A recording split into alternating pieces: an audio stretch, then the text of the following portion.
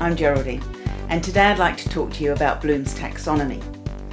Now, back in 1956, Benjamin Bloom, an American educational psychologist, together with a committee of other educationalists, put together this hierarchical framework of thinking skills. The baseline was knowledge. It then went on to comprehension, through to application, and then to analysis, then on to synthesizing, and the top layer of the taxonomy was evaluating. Now, it was put together as a framework to assist teachers in the planning and preparation of their lessons. In 2001, it was slightly revised, and it became more of a process rather than as a framework.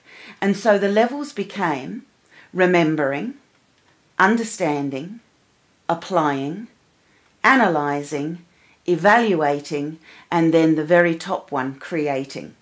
Now, teachers have been using Bloom's taxonomy ever since it came out, often for learning centres, for content areas, and for individual contract work. But I've been using Bloom's taxonomy as part of a reading comprehension program, and you'll find those resources on the website at Linking to Literacy. What I've done is I've written a whole series of texts, and then I've put activities together for each of those texts based on Bloom's taxonomy.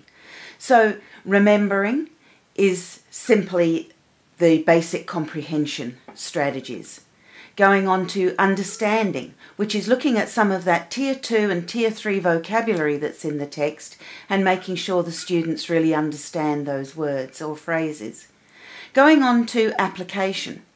Now that's presenting the information or the story that they have just read in a slightly different way.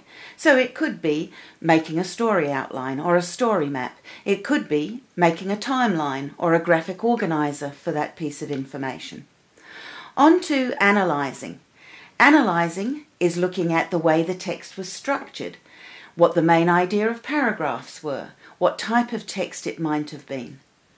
To evaluating, that's having a look to see how successful the text was in its job. Was it completely factual, or were there some opinions that had snuck in there? Was there information missing that was vital to real understanding?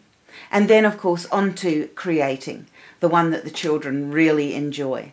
And that's looking at the information and putting their own interpretation on it in some way. It could be to make it as a poster, or it could be to invent a new product. The possibilities are limitless. Now, the wonderful thing about using Bloom's taxonomy for your comprehension is that you can do it with any piece of text. You can do it orally with a big book. You can do it from prep children through to grade 7s, 8s, 9s. I hope you'll enjoy using Bloom's taxonomy for your comprehension lessons, and I'll talk to you again soon.